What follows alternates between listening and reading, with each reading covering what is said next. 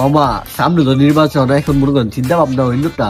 এখন যদি আমি এমপি হইতাম, মনে করেন ওই যে দেখেন না রাস্তাঘাট কাপড়, ওদের জন্য কি করলাম বলে জানেন, একটা এক্সট্রা রুম দিয়ে দিলাম বলে কি রাস্তা ঘুরবো ওরা। ওরা তোর রুম আলাপ কর, পিম্পিরিতি কর, রুম করবি কি সে রাস্তা বেড়া, তোরা পিম্পিরিতি কর। ওরে বেড়া তোর চিন্তা ভাবনা দিতে বেড়া সব নিচের দিকে বেড়া।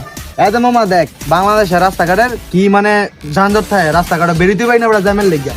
আমি কি করলাম বলে প্রত্যেকটা ফ্যামিলির একটা করে ফ্লাইং জেট দিয়ে দিলাম বলে সব আকাশে উঠলো মামা, নিচে কোনো জ্যাম হয়ে থাকলো না মামা, বুঝছিস না? ঠিক ইরে মামা, তুই জিমাইতে আসছিস কি লেগে আঙ্গুর চিন্তা ভাবনা তুই বুঝতেছ? দিছে মামা তো কথা তো শুনলাম। আমি এলে কি করলাম এলে মামা জানোস নি? তখন মতো সাধারণ চিন্তা ভাবনা না তো। আমি এলে কি করলাম এলে, আগে মামা আমার কথাটা শুন তোরা দুইটাই। গাজা মার খাই দিলে ভূত, শান্তি পাবে দেশের লোক। এই গাজার খাইতে খাইতে মামা পোলাপান কি পরিমানে একটি কয়ে দেয়, মানে এটা খাইয়া দেশে পোলাপান যা করে শরীরের মেয়েটা বেড়া খাই না, যে আমি যদি এটা দাঁড়াই গাজা বেড়া খাইতে খাইতে মুয়া দিয়া পাঁচা ডুবাইবে।